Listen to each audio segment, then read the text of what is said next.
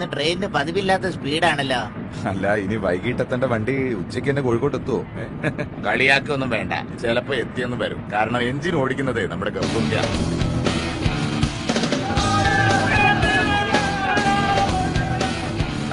Sir എന്തായി കാണിക്കുന്നത്? Train പാളം തെറ്റി. എന്നാണ് അവിടുന്ന് എഞ്ചിൻ ഓടിക്കാൻ ഈനെ പഠിപ്പിക്കണ്ട. സാറേ വണ്ടി ഒന്ന് റെയിലിൽ കയറ്റ്, അല്ലെങ്കിൽ എഞ്ചിൻ ഓഫ് ചെയ്യ്. എന്റെ തൊള്ളയിൽ നമ്മൾ എന്തെങ്കിലും തിരുവും. ഇതിലും വലിയ എഞ്ചിനൊക്കെ ഈ ഗബൂർ ഓടിച്ചാണ്. സാർ എന്ത് തോന്നിയ സാർ കാണിക്കുന്നത്? നൂറുകണക്കിന് ആൾക്കാരുടെ ജീവന് സാർ സമാധാനം പറയണം. തീവണ്ടി റെയിലിലൂടെയല്ലേ ഓടിക്കേണ്ടത്, ഇങ്ങനെ കണ്ടോണ്ട് പറമ്പിലൂടെയാ.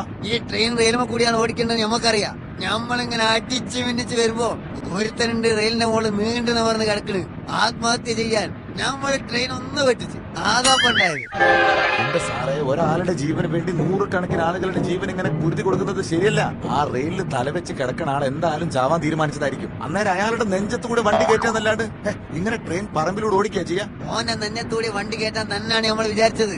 ട്രെയിൻ അടുത്തെത്തിയപ്പോ കള്ളം എണീച്ച് ഓടിക്കാതെ.